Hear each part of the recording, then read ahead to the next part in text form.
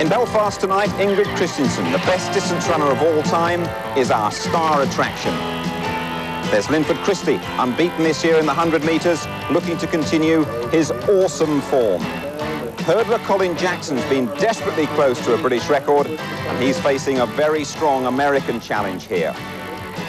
And John Walker, so popular, makes his European debut, and yet another Olympic Games is his goal.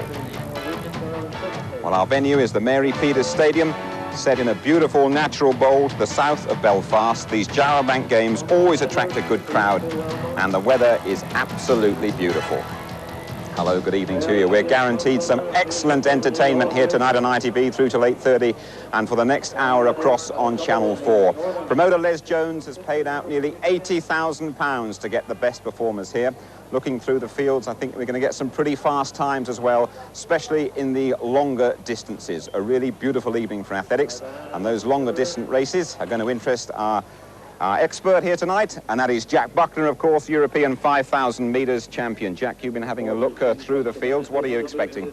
Well, there should be some fantastic performances. Particularly, I'll be looking for John Walker in the mile, the women's 3,000 metres, Ingrid against Liz McLaughlin. I mean, that should be a great race.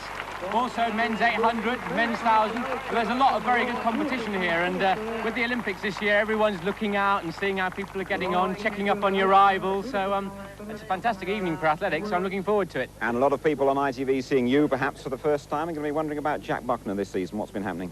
Well, I hope I'll be back in competition soon. I've had a few problems with a hip injury, but it seems to be settling down nicely now, and I'm looking forward to getting back into competition within the next 3 or 4 weeks. I'm getting rusty and bored, you know, without athletics. I mean, it's all right watching it, but when you get here and it's a nice night, you get itchy feet and you want to be out there running. OK, Jack, straight up to the commentary box and get those lips up there running, won't you? Well, our first event live on the track, and we could well have a British record here. Elaine McLaughlin, local girl from Belfast, going in the women's 400-metre hurdles, and she is assured of massive support from the Belfast crowd. Let's join our commentators, Peter Matthews, and first of all, it's Alan Parry. Yes, and there was a terrific round of applause when Elaine McLaughlin's name was read out over the loudspeaker system a few moments ago. She's 24.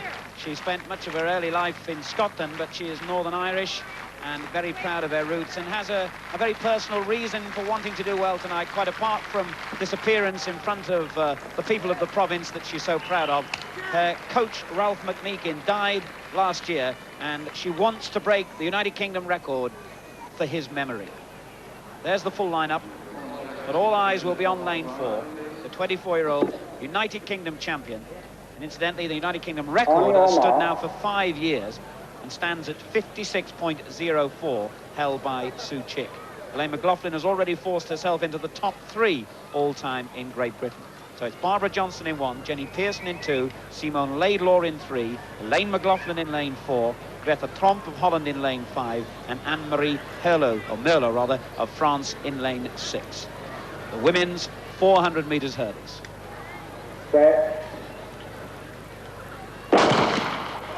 McLaughlin has said that she feels ready for a tilt at the United Kingdom record, and the conditions here tonight are perfect. She has this massive home support. McLaughlin third from the left in the white vest and black shorts with a superb start. Hardly any wind. It's warm and perfect for athletics, and she'll never have a better opportunity than this. McLaughlin has already set 6 Northern Irish records in the last 12 months. There she is, nearest to the camera, leading from the tall blonde athlete on her inside, Jenny Pearson, who was 4th in the England-USA match on Friday night. Number 84 there is Tromp, the Dutch athlete, but McLaughlin feeling the pain, but just 2 barriers to go. She's in the real pressure here from that Dutch athlete, and Tromp it is who's getting ahead, and on the inside a terrible crash as Pearson hit the final hurdle. Well, McLaughlin hasn't won the race. That victory has gone to Tromp. 56.52 her time, and obviously Elaine McLaughlin will be disappointed not only at losing, but at getting frankly nowhere near the record that she'd set her heart on achieving here tonight.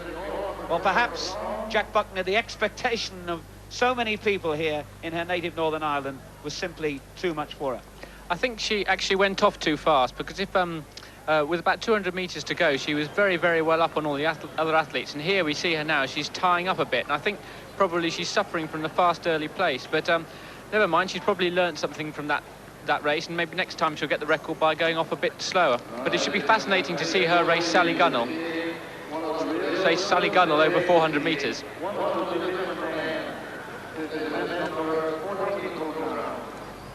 Well, Elaine McLaughlin won't be too happy with that, but she's really has made a remarkable improvement. I remember here, standing here this time last year, and she was running, what, around about 58, 59 seconds. Let's get into the men's high hurdles now, and the man to watch out for here, the fellow from Wales, world bronze medalist Colin Jackson.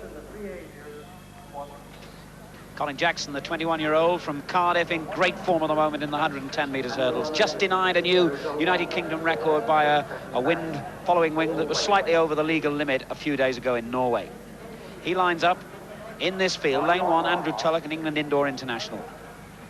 In lane 2, Thomas Wiltshire, third in the England-USA match on Friday night. Lane 3, David Nelson, second in that match in a personal best time. Colin Jackson is in lane 4.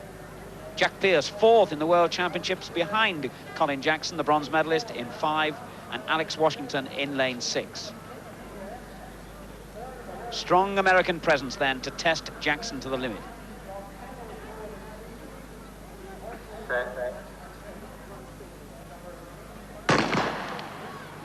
Jackson in the red vest, wearing number 1, those long blue shorts, off to a brilliant start and already heading Pierce on his inside. And this is superb sprinting again, gliding over the hurdles. A lovely run by Jackson. Look at the time, 13.20. He's done it. A new United Kingdom record and hardly a breath of wind inside the stadium. Indeed, that equals the recent European record. A fantastic run by Colin Jackson. And John Ridgin, watching no doubt somewhere this evening, will be a devastated man. He's had a bad start to the season, John Ridgin, and now he's seen Colin Jackson take his British record. Superb. He flicked over the hurdles. His basic speed at the moment is outstanding, and his technique there was superb as well. Wind speed well within the legal limit. A new United Kingdom record then for Colin Jackson. Jackson's time was shaded a little bit to 13.23 because he went through the beam with his head. So it's not a European record, but it is a new British national record for Colin Jackson, taking it from John Ridgin as he won from Jack Pierce and Thomas Wiltshire of the USA. Colin Jackson, many congratulations. A new British record. No real surprise to you? No, not at all. After just running 13.21 in Oslo, I mean, that was slightly wind assisted, but I knew something special was on the cards.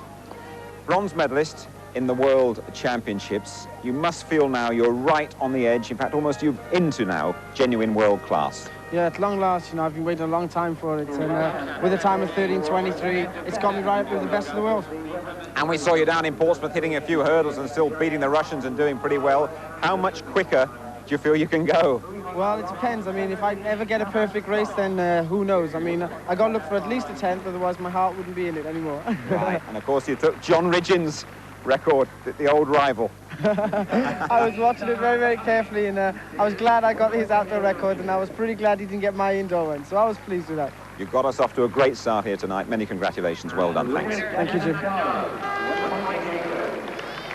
And that's how Jackson's performance has rewritten the all-time list in the United Kingdom. 13.23, a new United Kingdom record. Congratulations to him.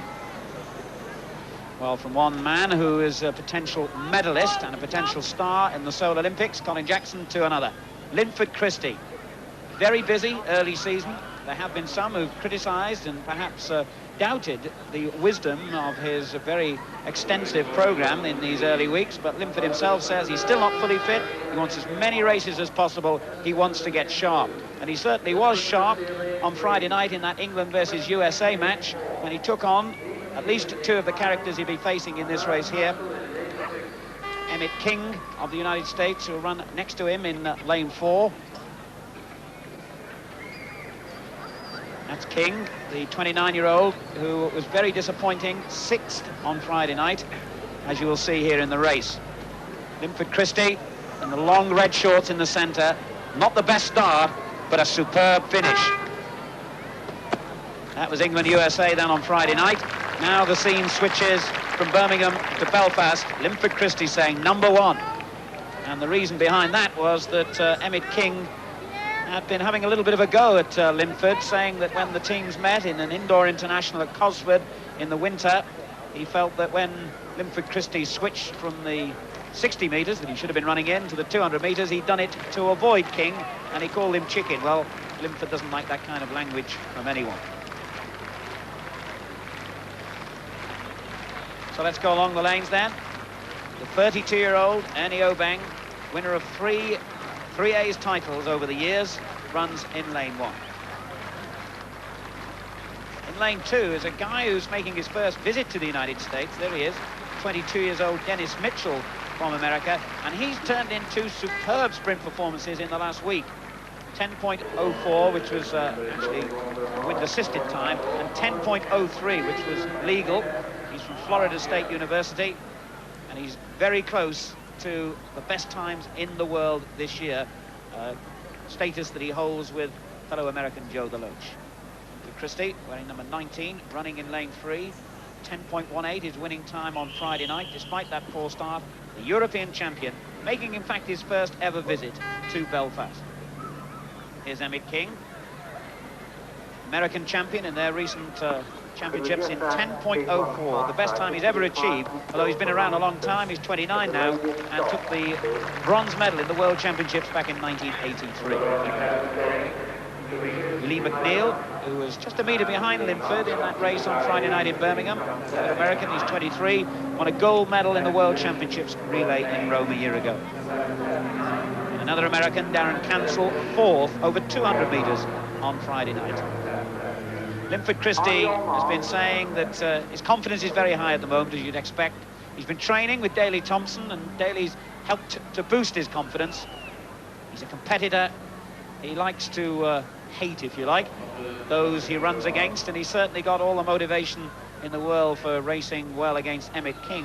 And also, he respects the 22-year-old Dennis Mitchell on his inside in lane 2. The men's 100 metres. Can Linford Christie continue his winning spell?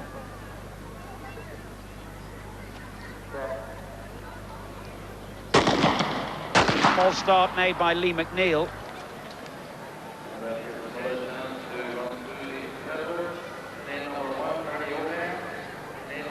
I was mentioning just before the false start the best times in the world this year. Dennis Mitchell right up there with them, with Joe DeLoach, Emmett King. So we've got 2 of them in this race facing Linford Christie.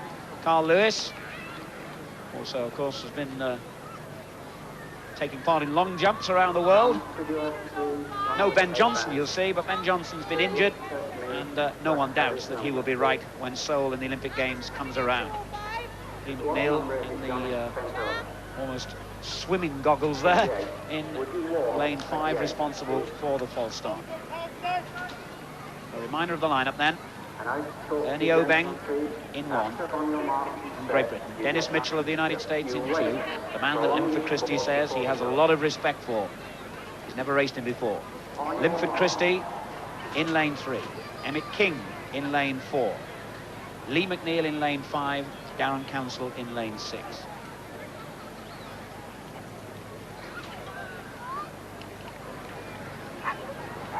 King on the left. Christie on the right. When I say, in fact, that Linford hadn't raced Mitchell, he had faced him over 200 metres, but never before over the shorter sprint.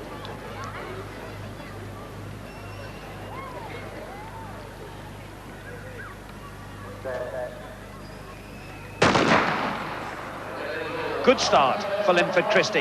Better than usual, but Mitchell is looking very good. Christie in between those 2 Americans, and here he comes with his traditional late surge, and just made it. It was very, very close. From our angle, it looked as though he just got there ahead of Dennis Mitchell, though he knows that's the toughest race he's faced this season, and he was very pointed in going across to shake the hand of Dennis Mitchell, but not of Emmett King. Well, Jack Buckner, this is one to have a long look at when they reach the line in slow motion. My initial reaction was that Linford just made it, but it's going to be close. It is, isn't it? I thought, first of all, that Linford had got it, but seeing it on the replay, I'm not so sure now. Maybe he pulls back very well in the last 10, 15 metres, and it looks like he just got it.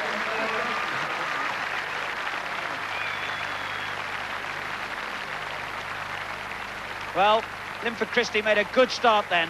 Powerful upper shoulders, a big, big man. motivated, terrific concentration in his eyes there. He knew that Mitchell was a classy performer, and that's what he needed. And it brought the best, or very near it anyway, out of Linford Christie. We may have to wait for the judges to finally decide, but for me, Linford just got there. So, if that's confirmed, it's another victory in this startling beginning to the 1988 season for Linford Christie. Well, coming up soon in Belfast, one of Britain's World Championship medalists, Peter Elliott, in action in the 1,000 metres. We'll have live coverage here on ITV so far. That British record for the Welshman Colin Jackson. Probably Linford Christie's closest race of the season. And now we look at another of our Olympic hopefuls, the Yorkshireman Peter Elliott. 1,500 metres will be his distance in Seoul tonight. He goes over 1,000. Let's rejoin Alan Parry. Peter Elliott, who appeared here in the equivalent meeting a year ago and won impressively over 800 metres, and then went on, of course, to highlight his season in Rome with a brilliant silver medal in the 800 metres in the World Championships. Total of 11 men in this field, over 2.5 laps for 1,000 metres. The best time in the world, stood for 7 years and is held by Britain's Seb Coe. An outstanding 2 minutes 12.18. We saw 1,000 metres at Birmingham on Friday evening, which was run very slowly at the start. Well, the organisers have tried to make sure that doesn't happen on this occasion by putting a pacemaker in there. Question of how keen the others are to follow him, particularly Peter Elliott. Looks like Peter Sinclair, the Northern Ireland athlete, has got the role of pacemaker number 190 there. Elliott moving into second place. Sami Kosgei, the Kenyan, number 180 in third. African 800 metres record holder, a man who's been around a long time and has run this distance of 2.5 laps in an outstanding 2 minutes 14. Jack Bucknell, a lot of interest here in Peter Elliott's performance. We know he's going for 1,500 metres for Seoul. A lot of people feel that he might still be better off edging towards the 800 metres. What's your view? It's a very difficult decision for Peter to make. He ran a very fast 1,500 metres at the end of last season, and I know he feels he hasn't quite got the pace in a slow 800 metres.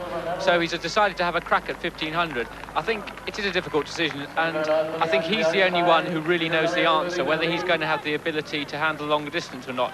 He's been left out front very early in this race now, and with some good Africans in the race, particularly Sami Kosgei, he's going to have a lot of work to do over this last 400 metres.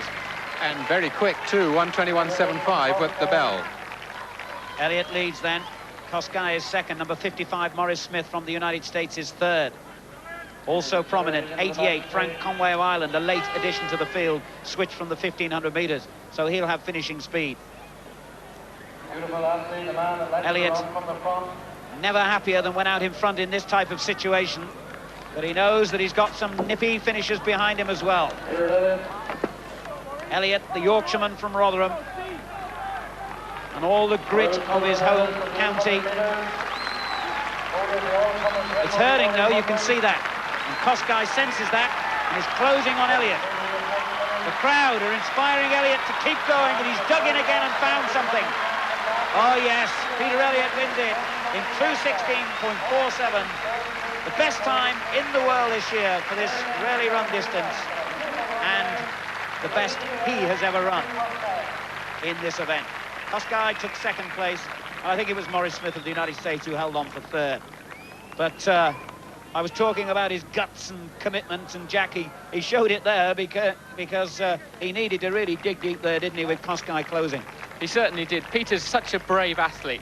You know, he had a long way to run on his own in the front there. It was a very tough and hard race. And I think it's good experience for him, if he's thinking of running 1,500 metres, to have that problem of being out in the front in the lead. At one stage, it looked like Kosgei was going to catch him, but he really dug deep with about 40 or 50 metres left. And that's why he's such a great athlete. Very talented, very good performance. It bodes well for his 1,500 metre running.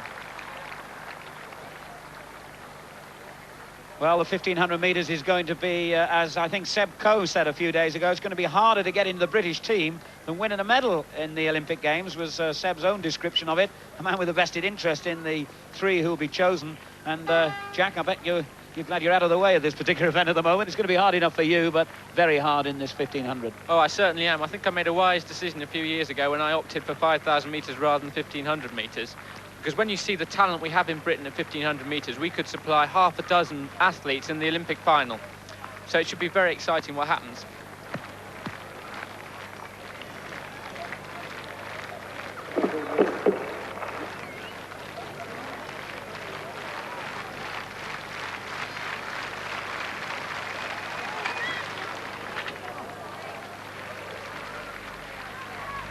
Right, Peter Elliott takes his vest off. Very popular fella in these parts. He was athlete of the meeting here last year. We keep the action moving for you here on ITV. We move on to the men's 300 metres.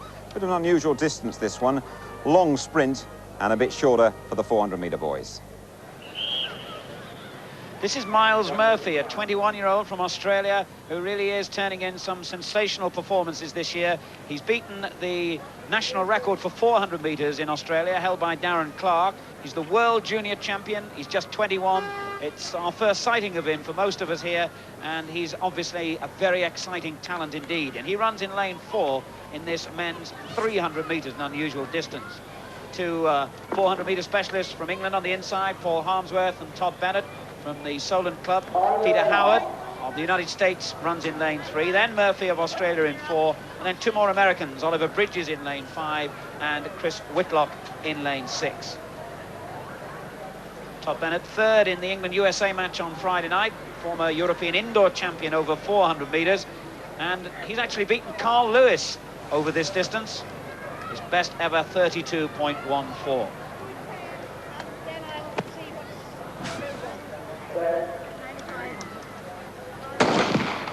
Well, it's a distance that doesn't necessarily suit 200-metre men any more than 400-metre men, that intriguing halfway house.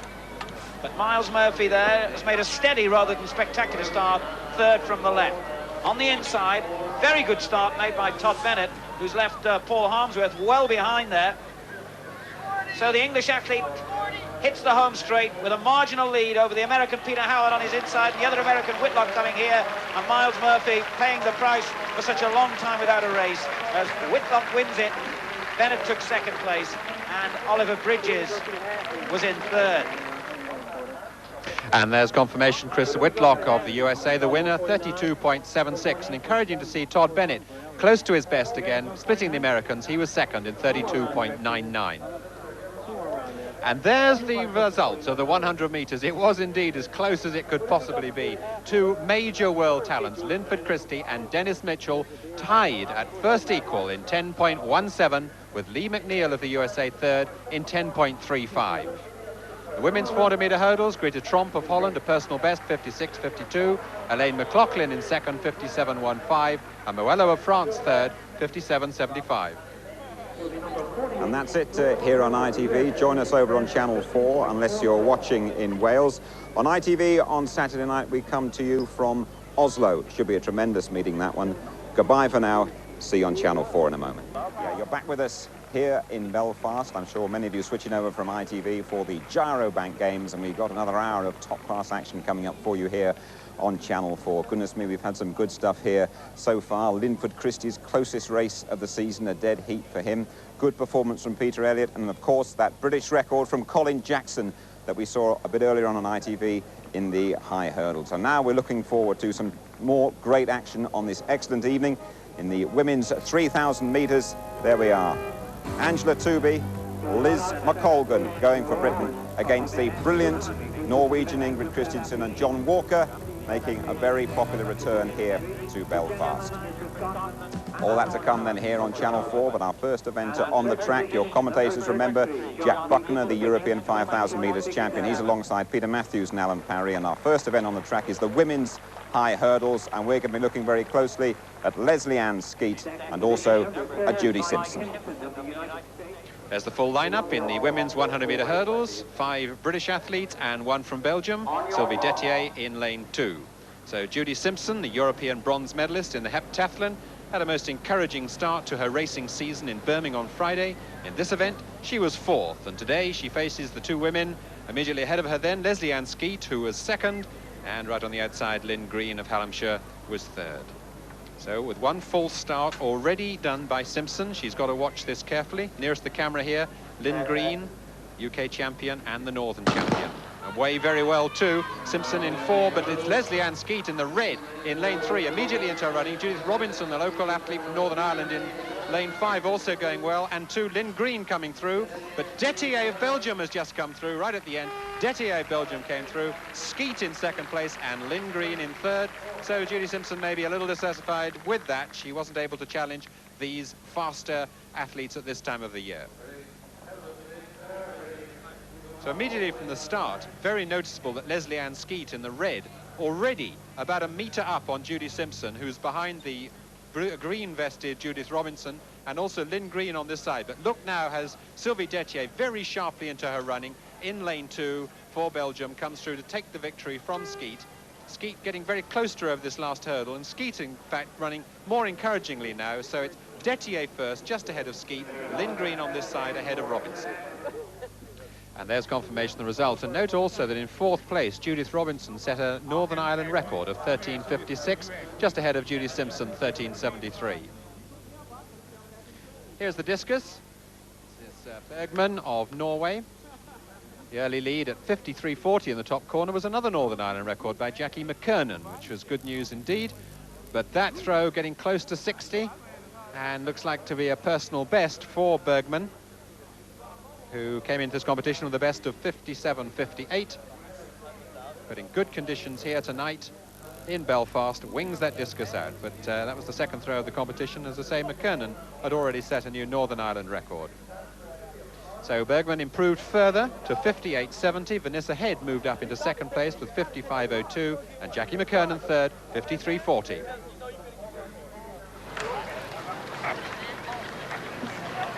So this is the men's 800 metres. 4 of the Americans who took part in the England-USA match on Friday, and the British challenge led by Chris McGeorge, who will be running in lane 2, wearing number 24.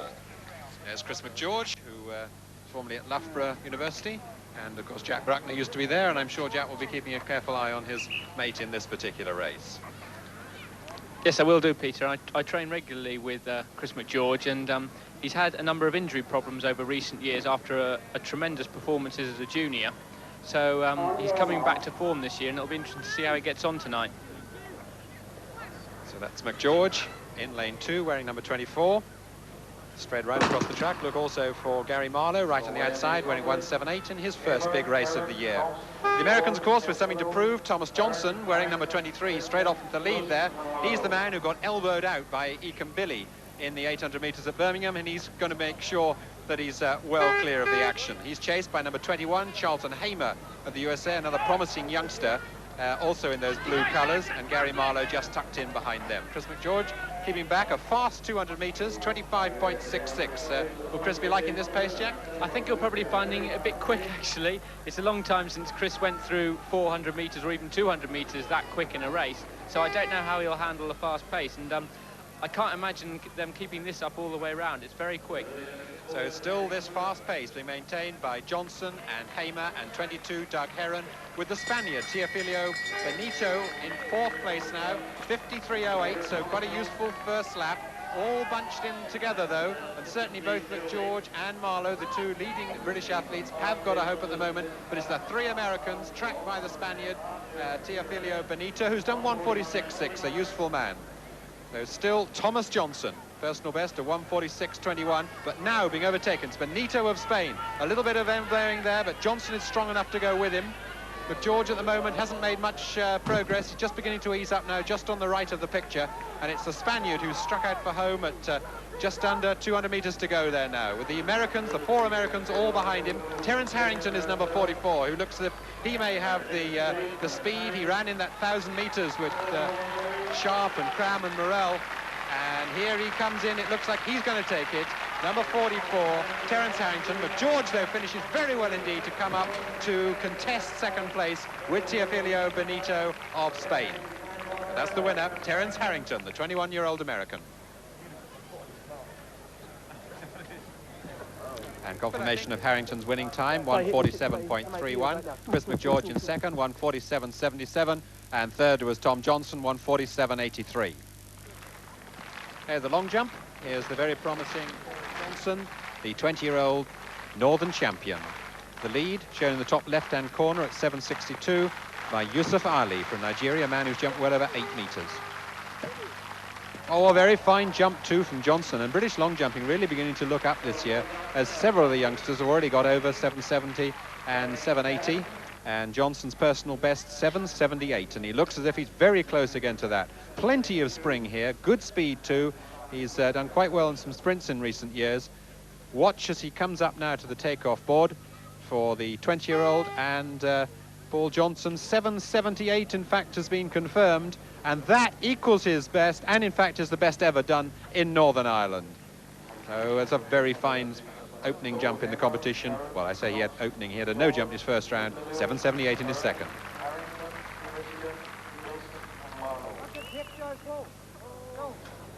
Meanwhile, on the far side of the track, one of the greatest athletes in the history of the sport, and that may sound an exaggeration, but when you consider her record, frankly, it isn't. Ingrid Christensen, preparing for this women's 3,000 metres in this very, very high-quality field, in which she faces the two British girls, Liz McColgan and Angela Tooby, whose own performances and times during 1987 and the early part of 1988 lift them right up there into the top notch with Christensen. 66, Angela Tooby, a Welsh girl from Cardiff. 67, Liz McColgan, the Dundee athlete, formerly Liz Lynch. 11 altogether in the field. And a privilege to see Ingrid Christensen racing again in Britain. We're more used to the great Norwegian running on the roads of London in the London Marathon, an event that she's entered and won no less than a staggering 4 times. Now, the early leader here is Lisa Thompson, a lady from Bromley Ladies, who's got a particular reason for getting the pacemaker's job right tonight. She actually works with Andy Norman, the British Athletics Promotions Officer and one of the leading administrators in the sport, and he'll give her some fearful stick if she doesn't get it absolutely right. That's Lisa Thompson, number 85 in the white and red, and she's been asked to go through the first 3 laps in a steady pace of 68 seconds per lap. But behind her, the big names. 67, Liz McColgan, winner of the 5,000 metres in the United Kingdom Championships in Derby. That's the white vest and the black shorts. Then all in green, the 32-year-old Ingrid Christensen, holder of world records in 5,000 metres, 10,000 metres, and the marathon, and world bests on the road over 15 kilometres and a half marathon. Angela Tooby just in 4th place there at the moment, and the girl moving up now into 2nd place is the Irish champion, Anne Keenan-Buckley. 69 for the first lap, so Lisa doing a pretty reasonable job. But Jack Buckner here as one great runner, I'm sure you always appreciate the skills of another, and Ingrid Christensen truly is one of the greats. Oh, she is. She's got such a fantastic range of distances. The fact that she can race on the track at 3,000 metres and yet still be a marvellous marathon runner. What I think is exciting about this race as well is that Ingrid, Liz Lynch and even Angela Tooby are all determined front runners. They all feel at their best when they're leading a race. So we're going to see some pretty exciting running as the race unfolds. We ought to also mention Bev Nicholson, wearing number 81 in the white top and blue shorts, the United Kingdom and Women's 3A's 1,500 metres champion, who's a contender for a place over 3 3/4 laps in our Olympic team. But Lisa Thompson, the pacemaker, still cutting out that steady rhythm.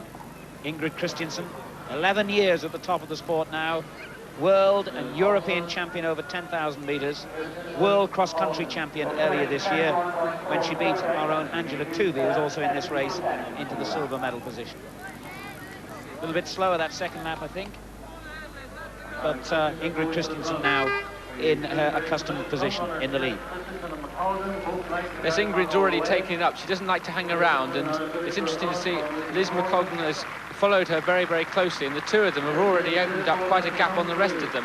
And if Angela Tooby or anyone else wants to gain from them, they're going to have to close up pretty quickly because they've really increased the pace now. 5 laps to go. The time at 1,000 metres, 2 minutes 54. And these two, as Jack said, are edging away from the rest of the field already. It's interesting to note that Liz is running very, very close to Ingrid's shoulder, and as a 5,000 metre runner, I've never felt particularly comfortable doing that. And I can't help thinking it might be a better idea if she just dropped back 5 yards and tucked in behind her and wasn't quite so competitive with Ingrid. If she could just ease back a few yards and give Ingrid a bit more space, it might help her. And quite an interesting improvement in the pace there, 68-second lap after a 72 before, so Christensen obviously picked it up. And one woman who's got a big problem now is Angela Tooby, who rather let them two go away, and now, Jack, she's got to work her way back steadily if she can. She has. She's going to find it difficult, because when Ingrid went to the front, Ingrid and Liz opened up a very large gap, and now Angela is perhaps 30 metres behind, with the rest of the group tagging on to her. So I think she's going to find it very hard to catch these two. Angela Tooby in third place at the moment, number 66. Number 74 is Jill Hunter, the Bladen Harrier from the northeast, in fourth place. Vera Michalek of West Germany, the European indoor silver medalist, also in the leading six. But really, it's two races already, unless something very surprising happens here, because these two are very unlikely to be caught by the pack.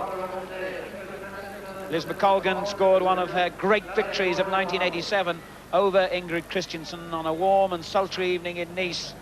And indeed, she beat her twice over this distance of 3,000 metres in 1987. But when it really mattered, in the final of the World Championships in Rome, it was Ingrid Christensen who won, and by some distance as well. Liz McColgan finishing, in fact, fifth in Rome. You made that point, Jack, about the way Liz is running slightly wide here. I suppose there's a psychological thing there. You like to try and let the other athlete know that you're there and ready. Oh yes, definitely. I think that's probably what Liz is trying to do. And really, Ingrid is at the shortest of her best distances. Ingrid is primarily a marathoner and a 10,000 metre runner, so 3,000 metres is really some sharp speed work for her.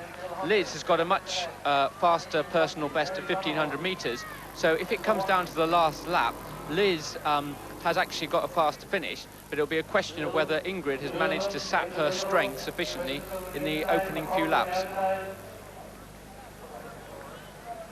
We're moving back to the group pursuing those two leaders now. Angela Tooby there, number 66, all in black. Jill Hunter, number 74, and 69 is Vera Michalek of West Germany, who's an experienced girl, a finalist in the World and European Championships. And they passed the 2 kilometre point in 5 minutes 49.15, so it's getting quicker. And the gap is shown by the fact that I've clocked Angela Tooby in third place at 5:55.8.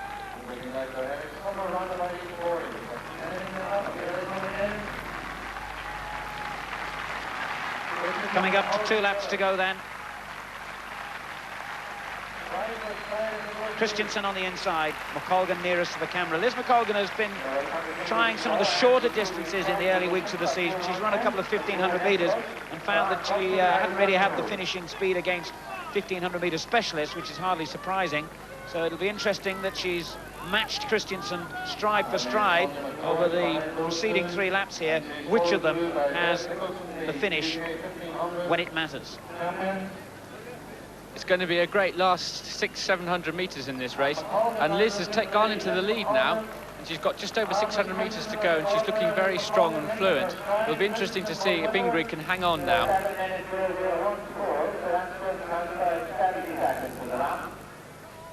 Just moving back, Angela Tooby still in third place, Jill Hunter fourth, Vera Michalek fifth, and those three now well away from the rest of the pack.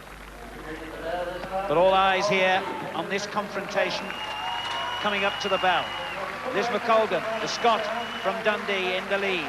The great Ingrid Christensen of Norway in second place. And a gutsy competitor who is not going to let Liz have her own way over this final 400. Time at the bell, 7 minutes 35. It looks like Liz is beginning to stretch away from Ingrid now, but I'd never write Ingrid off until the last sort of 50 metres of a race, really. So Liz is stretched out very well, and she looks like she could get a good time. Yes, I think it's going to be around about 8:40, which is real world-class performance. Well, Ingrid Christensen is so used to being well ahead of her rivals in the longer distances that she runs that we hardly ever see her finishing speed tested, but it's certainly being tested now and may be found wanting by Liz McColgan. This, psychologically, if she holds on here, will be a very important win. She's really digging deep now and gritting her teeth. She's working very, very hard. This is going to be a tremendous performance because after the first couple of laps, the pace slowed. She's finishing very strongly.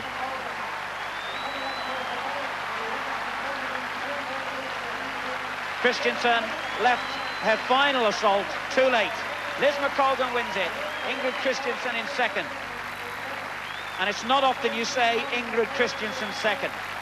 Vera Michalek was third, Angela Tooby fourth, Jill Hunter fifth.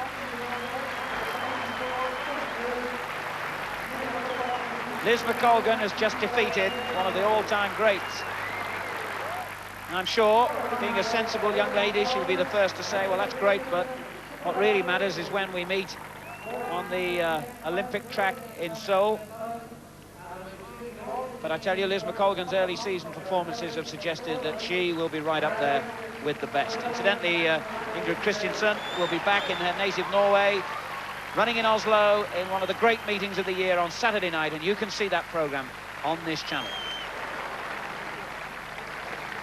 Well, what a great run that was from Liz McColgan. Lovely pictures, too, of that battle with Ingrid Christensen from our special back straight buggy. Great stuff from the Scottish girl.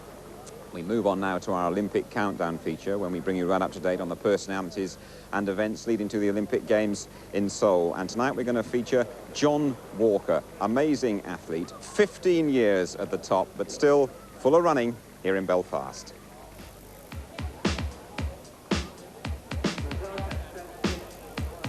John Walker was the first man to break the 350 barrier for the mile. Aged 23, he clocked 3 minutes 49.4 seconds in Gothenburg to herald the arrival of a massive new talent. In Montreal in 1976, Walker became Olympic champion at the metric mile. He majestically controlled a slow run race and took gold. Nearly 10 years later, in his native Auckland, the brilliant Kiwi became the first man ever to clock up a century of sub-4-minute miles. And here, last year, 35-year-old Walker celebrated 15 years at the top with another well-timed victory in less than 4 minutes. Walker's in front, and he's beaten O'Sullivan, and he's beaten the rest again. Brilliant. Walker wins it, O'Sullivan second, Martin third. John, welcome back to Europe. Welcome back to Belfast. Can we expect similar success from you here tonight? I would like to think so, but it's going to be a little bit more difficult this year because I've just arrived from New Zealand. It was a 33-hour flight, and unfortunately this is my first race here since March of last year. People look at you and they say, John Walker, how does he retain all his enthusiasm, all that spring in the legs after being at the top for so long? Well, we're yet to find out tonight. I mean, I'm 36 now, it's 1 year on, and each year it's basically a new challenge for me, and I feel like I'm sort of running into the unknown. I don't know if I can produce the same results as I did last year, but I've trained harder, I've put in more mileage, and my speed work and everything else has gone just as good. But my enthusiasm's there, and I enjoy the sport, and I think that's really mainly what it's all about. What goals still remain for you then in this sport? Well, this is my last year of going for the Olympic Games. If I had gone to the Olympics in 1980, this would have been the fourth. And I would very much like to make the final and then look at the Olympic final after that. And wouldn't it be nice to win a medal at the Olympic Games, but maybe it's a little bit of an impossibility. How keen are you, though, to go out in a blaze of glory on a very big stage? Well, if I go out in a blaze of glory, I think probably next year could be my final year here in Europe. And I would like to visit all the meets that have been so good to me over the years. It'll be 17 years in Europe, and that's how I would like to finish it. Maybe not at the Olympics, but here. It's good to see you back, and we'll look forward to seeing John Walker live on Channel 4 straight after the break. Thank you. Welcome back to Belfast and the Gyrobank Games, this international athletic spectacular, and here one of the most popular visitors always to these shores, John Walker, the 36-year-old now, you won't thank me for reminding people of that, from New Zealand, who won his gold medal in the Olympic Games all of 12 years ago in Montreal. I was there as well, so we're from the same vintage. In fact, he's a bit younger, and there's an unusual athletics occurrence for you. a false start in the 1500 metres, Jeff. Actually, that happened once to me, Alan. In the restart, I fell flat over my face after 20 yards and ended up, I think it was the shortest race I've ever ran in my life, 20 yards. Did you do a PB for 20 yards, though? Well, it wasn't very fast, whatever it was. Adrian Passy is one of the men who will be very anxious to do well here. A little bit off form in these early weeks of the season. The man who went to Rome in the World Championships got eliminated before the final stages. Wearing number 59 in the red vest, Adrian Passy. No one was warned, false start, and they're away safely this time. 3 3/4 laps of the track, the men's 1500 metres. John Walker in the blue and white, you can pick him out there. Just towards the rear at the moment, about 4 from the back. The leader, wearing number 46, is Richard Martinez of the United States, who was 3rd in the American Championships. And Eddie Wedderburn takes over. Steeplechaser, very good early season form Eddie is showing, and obviously using this shorter event without the barriers and the water jump to sharpen his speed. Number 174, the Tipton Harrier, Eddie Wedderburn leading then from Richard Martinez, and Adrian Passy moves through into 3rd. Coming hard on the outside in the green and white hoops is Mario Silva, the Portuguese national champion at this distance. Jack Buckley. Oh, it's always fascinating to watch John Walker. When I first started competing in international athletics, he was very much my role model, if you liked, on the way to handle yourselves in races.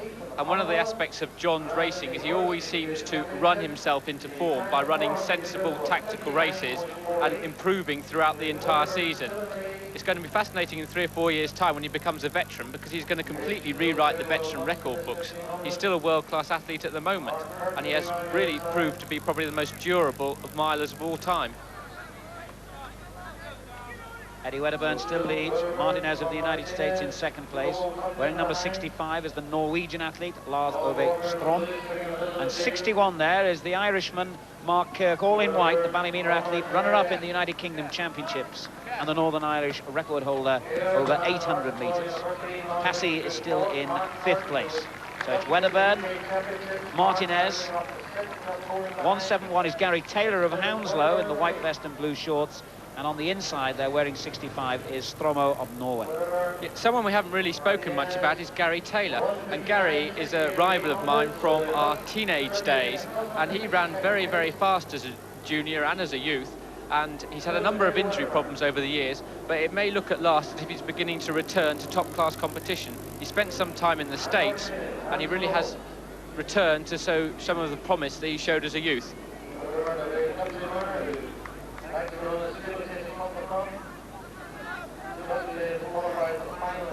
Wedderburn leads then, coming up to the bell.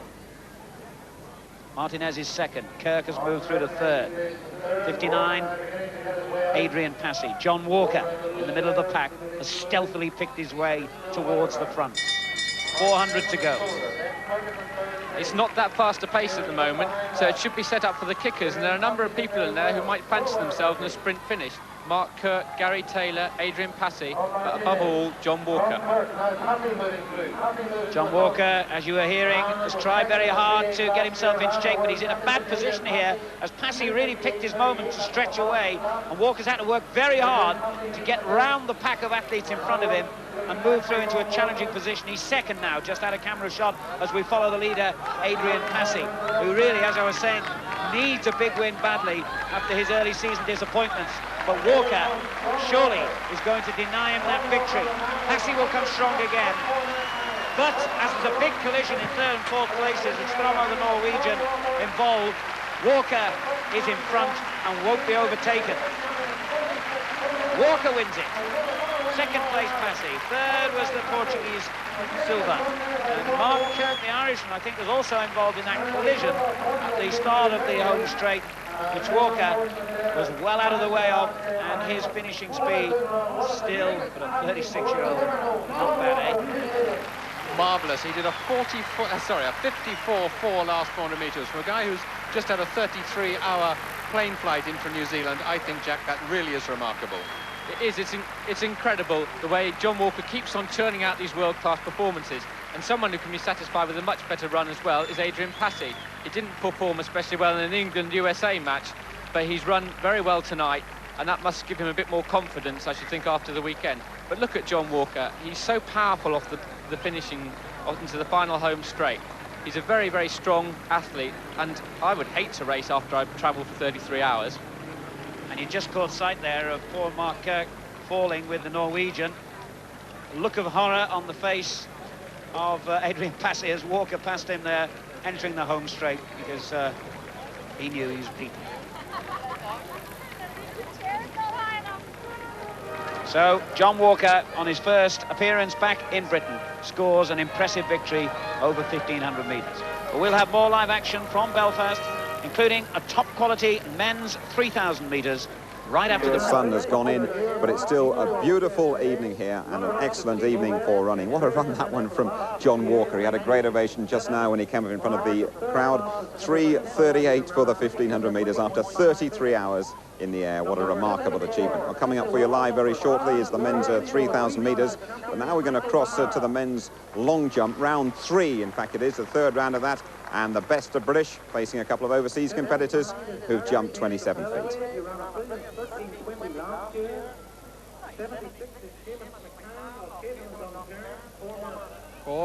Way below that at the moment, 7:51 in the first round, as the lead still held Paul Johnson. In fact, 7:79 was remeasured at 7:78. Oh, that looked a good jump by Lane. I would have thought he's still got some room to spare on the takeoff board, but that may well be enough. Yes, indeed, 7:79, which in fact takes the lead by 1 centimetre from Paul Johnson. Gordon Lane just looking there, and that's a jump we recorded before, which is why we were able to bring you that distance just before. In fact, they've actually measured it there. And here's number 187, Yusuf Ali of Nigeria. And he will be one of the favourites to make at least the Olympic final. Here he goes in the third round. A man has also done 7:79 so far in this competition. Oh, that's another good jump.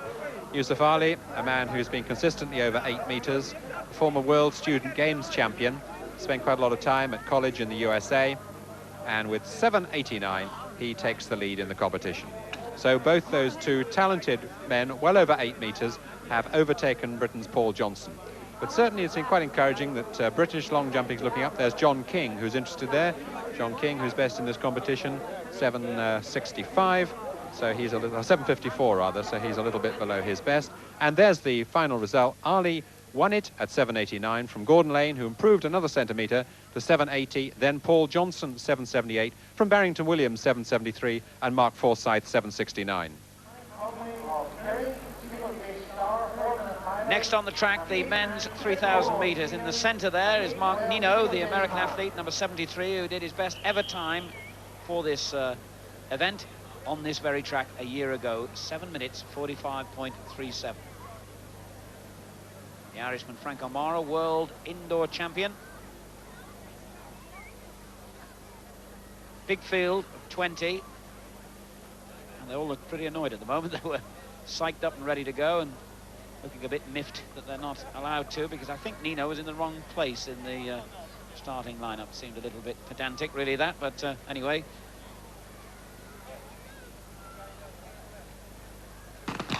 Away they go. 7.5 laps of the track, the men's 3,000 metres.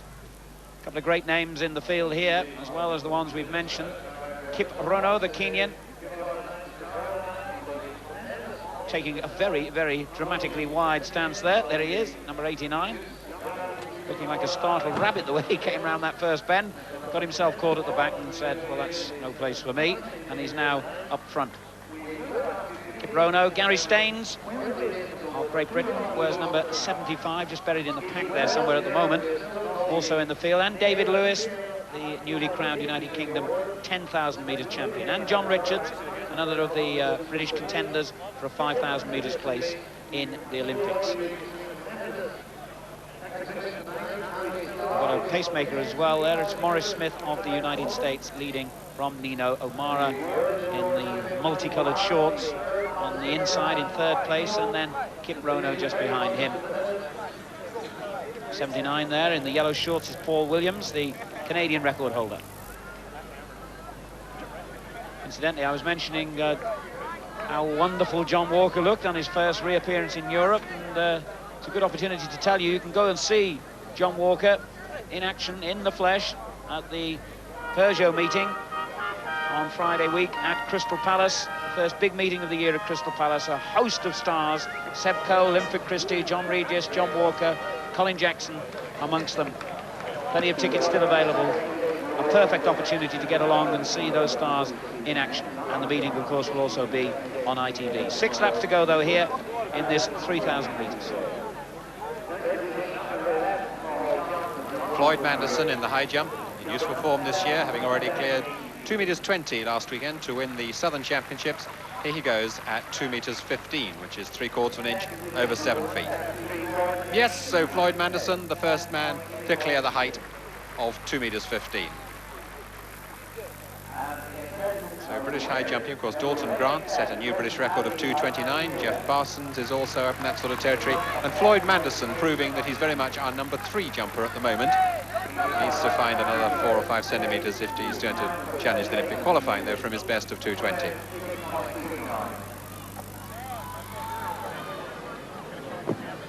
Back with the 3,000 metres, where they're just coming up to 5 laps from home. The American pacemaker, number 55 there, Morris Smith. Kip Rono, number 89, who again took an extravagantly wide arc off the previous bend. Williams, the Canadian, in the yellow shorts, and O'Mara now has moved through into second place, the Irishman, who was 9th over 5,000 metres in the World Championships. The Irish record holder in second, just holding off Williams, and Gary Staines has now moved through into 4th place. Jack Butler. The first 2 or 3 laps were a fairly pedestrian pace, and in this race there are a number of athletes who won't want to rely upon their finishing kick. I would imagine that someone out of the group of, say, Mark Nenow, Paul Williams, or Gary Staines, or perhaps Kip Rono, will make some impact on this race fairly soon. I don't know about Kip Rono's recent form, but sometimes the Kenyans can be fantastic to watch in this event. So it'll be very interesting to see what sort of shape he's in. Some nights they can run absolutely superbly, and on other occasions they can be very disappointing. So I expect we'll see in the next few minutes what shape he's in.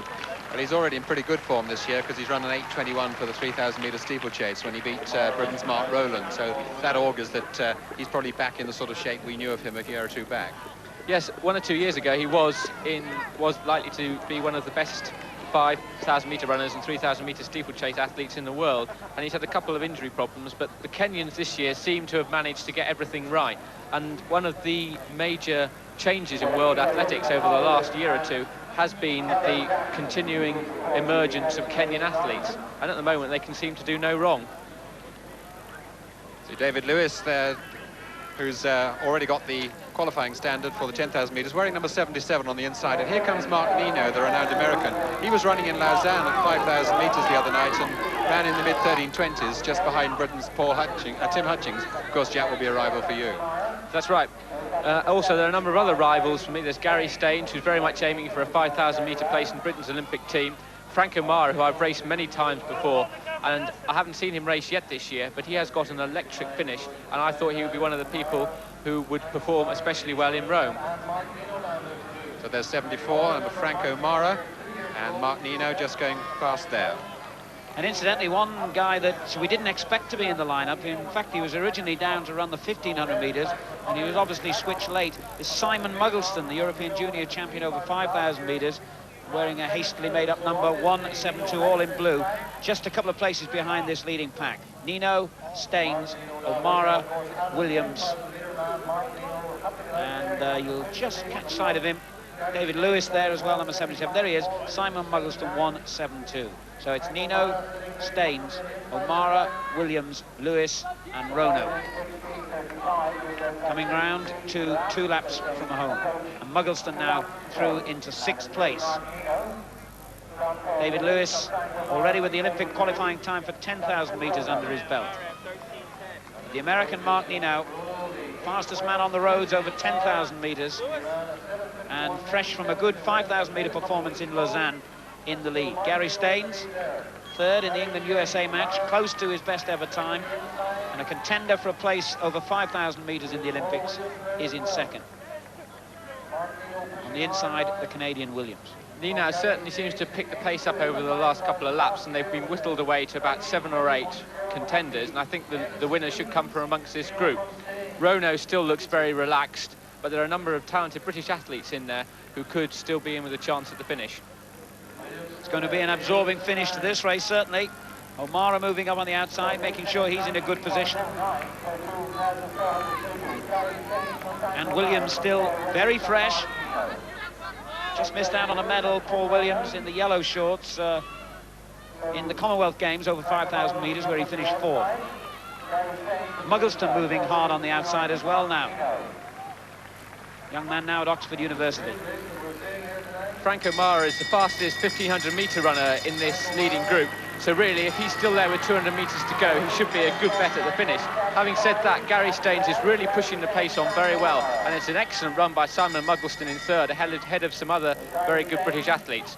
Yes, Muggleston, I would certainly think, will be lowering his best ever performance for this distance.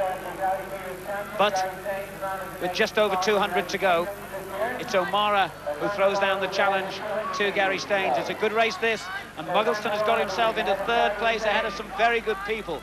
But O'Mara looks strong here. Staines certainly will have one final attack at him, but O'Mara has got a bit of breathing space. And the Irishman leads. Staines in second, mounting his final assault, but O'Mara's strong enough to hold on.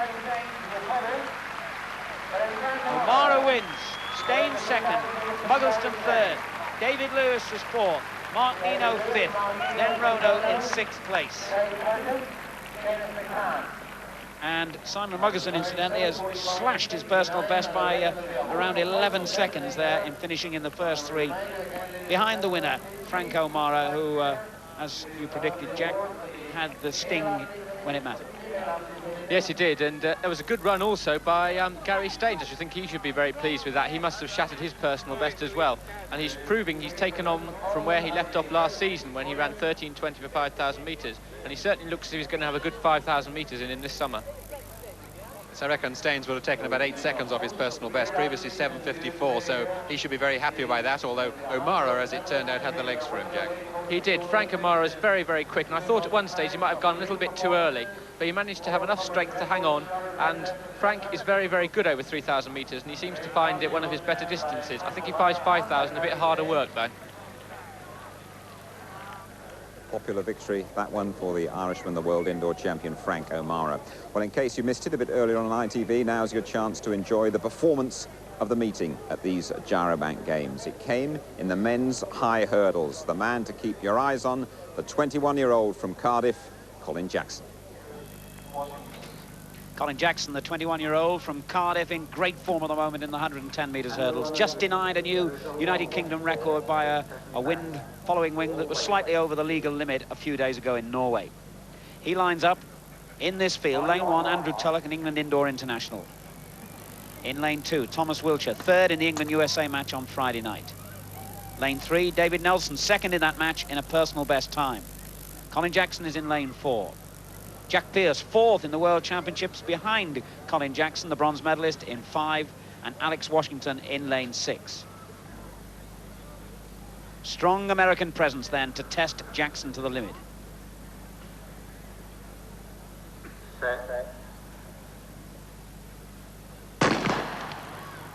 Jackson in the red vest, wearing number 1, those long blue shorts, off to a brilliant start and already heading Pearce on his inside. And this is superb sprinting again, gliding over the hurdles. A lovely run by Jackson. Look at the time, 13.20. He's done it.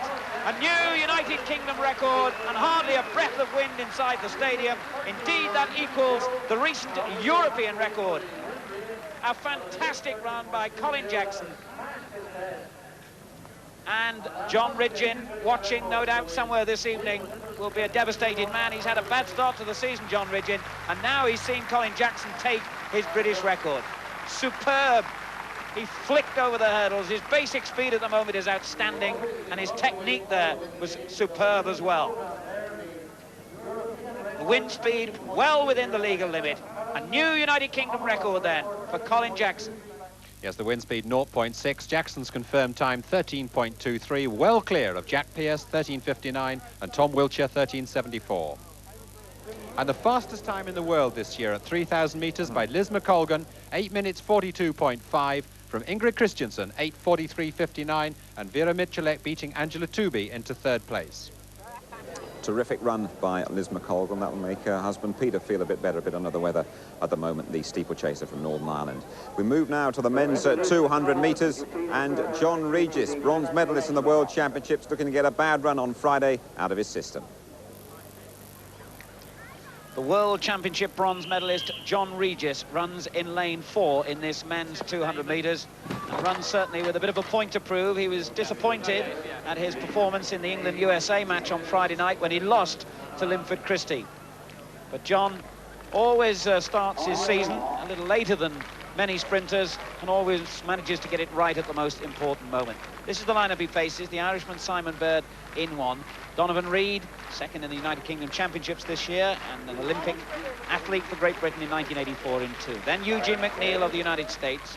Regis is in 4, Mike Timpson from America in 5, and the experienced Mel Latterday of the United States, nearest to the camera there, all in white, in lane 6. The men's 200 metres. Well, Regis knows that it's important to get it right later in the season when it comes round to the trial, but he will not want to suffer another defeat here. Eugene McNeil, who ran very well, third in that England-USA match on his inside, and Mike Timpson on his outside, and it's McNeil who heads Regis at the moment. He's coming back at him strongly, but so is the other American, Timpson, and on the line, it was McNeil who took it in 20.60, with Regis vying with Timpson for second place. So Eugene McNeil, who was runner-up in the recent American Championships, scores a victory, and John Regis suffers a second successive defeat. But Jeff Buckner, I don't think he'll be, obviously no athlete likes losing, and certainly not twice in a few days, but John won't be too concerned, I don't think, about this. No, I think although he was beaten, he wasn't too far behind. It wasn't a comprehensive defeat by any means, and it looks like Eugene McNeil was very close to his fastest time. So John's got plenty of time yet to get it right, and I think for most of last season he was injured and he only really got it right in the World Championships, and I'm sure that's what he'll be aiming to do this year with the Olympics in Seoul. And the Americans, of course, in peak form because they've just had their national championships. John Regis at least has the satisfaction of knowing that he's run quicker than he did on Friday night. The winning time for Eugene McNeil was 20.59, and second equal John Regis and Mike Timpson, and that was the season's best time for John Regis, 20.67 seconds. The men's 400 metres hurdles, and a lot of interest locally in the appearance of Phil Beattie, the Commonwealth champion, running in lane 5. But the centre lanes contain the in-form Americans. In lane 3, Theron Brown, who won in the England-USA match on Friday, and in lane 4, Nat Page, a man who's been around a long time, 31 now, and a very consistent performer. Second from the left there is Phil Beattie, the 24-year-old, a doctor now at the Royal Victory Hospital here in Belfast, twice United Kingdom champion, but struggling a little here, finding the pace a bit too hot. The Americans in a strong position with Nat Page leading. On his inside, Theron Brown, the winner of the England-USA match, has come through to take second place. Going well for Great Britain in lane 2 is Martin Briggs, who was third in that England-USA match. As Bug fell over that final hurdle, it's Page who wins it. Brown in second, and it looked like Briggs just got ahead of Bug to take third place. 49.58 the time then for Nat Page. And this 31-year-old produced another consistent piece of hurdling then. Peter. Yes, Nat Page is a man who runs a lot all over Europe. He's consistently under 50 seconds, but of course he hasn't really got a prayer of making the American team this year. They've got to choose 3 men out of Ed Moses, Danny Harris, Andre Phillips and Kevin Young, who beat Harris the other day by about 7 metres. But nonetheless, Page is a top-class man, but it was very encouraging to see Martin Briggs really fighting hard. The American on the inside of him stumbled, and Martin Briggs keeps going strongly to the line to get third place. But out in front, it's Nat Page, certainly, who's proved the class this race from the promising Theron Brown. And look here how Martin Briggs just gets up for third. And there's confirmation of the result. Page time shaded by 100th of a second, 49.57. And Martin Briggs just 4/10 outside his personal best in third at 50.27. Women's high jump, Sharon Hutchings, in her first competition of the year, 1.85 m from the All Northern Ireland field. And in the pole vault, sorry we couldn't show that to you before, but Serge Ferrero of France a little bit below his best at 5:30, and Andrew Ashurst, who's seeking to get the Olympic qualifying height of 5:45, was in second place at 5:15 from the American Douglas Wicks in third place. And the women's 800 metres, wasn't it good to see Diane Edwards back in full action? 2 minutes 2.57 as she won from Malloy of Ireland, 2 minutes 3.57, and Janet Bell just beating Dawn Gandy for third place. The men's 200 metres, Eugene McNeil 20.59, and confirmation of that tie, another tie in the sprints, second equal there, John Regis and Mike Timpson, 20.67 respectively. Peter Elliott, his fastest time ever at 1,000 metres, 2 minutes 16.47 from Sammy Kosgei, the world-class Kenyan, 2:16.86, and Smith of the USA in third. And our final result, marvellous win for John Walker, 3 minutes 38.99, and that terrific 54.4 last 400 metres. And Adrian Passy beginning to show some form at last in second place, 3:39.69, and silver in third. Well, Jack Buckner, an outstanding meeting, as we said it would be, what, an hour and a half ago. Let's start off with a fellow Peter just finished with John Walker. Yeah, John Walker, marvellous athlete. He keeps on churning out these really world-class performances. I don't know how he keeps on doing it. I've never beaten him yet over a mile, and the way he's going, it doesn't look like I'm ever going to. Does it surprise you how he retains the appetite for what is a very, very demanding sport? Yes, I think so, because of all the top athletes, he has proved the most durable. Year in, year out, he manages to produce these world-class performances. I think he paces himself very well. He selects his races carefully, and he looks after himself. He manages himself within the races well. He's a very, very clever tactical athlete. And we had a British record here tonight. Colin Jackson skipping over those hurdles. We've got such strength, haven't we, in this event? We have indeed. It's heartening because for so long we've been a great middle distance country, but now there are so many other events at which we're excelling, such as the hurdles, such as in the sprints with Linford and in the field events, and it's really good for British athletics that there's such a healthy rivalry in the hurdles. It is. Jack, we look forward to seeing you out there on the track very soon. Thanks very much for joining us here on Channel 4 and of course on ITV as well. Well, coming up for you on Channel 4 and on ITV, Steve Cram, the Bislett Games against Abdi Billy, the man who beat him in the World Championships. And then the Peugeot Games coming up at Crystal Palace, Friday, the 8th of July with Seb Coe. Right, those two events to look forward to here on Channel 4 and on ITV, of course. These Gyrobank Games seem to provide great action year in, year out. We had a really close race for Linford Christie, didn't we? We had John Walker as well, and Liz McColgan just beating Ingrid Christensen. But above all, we had a great British record from Colin Jackson. From us all in Belfast, good night.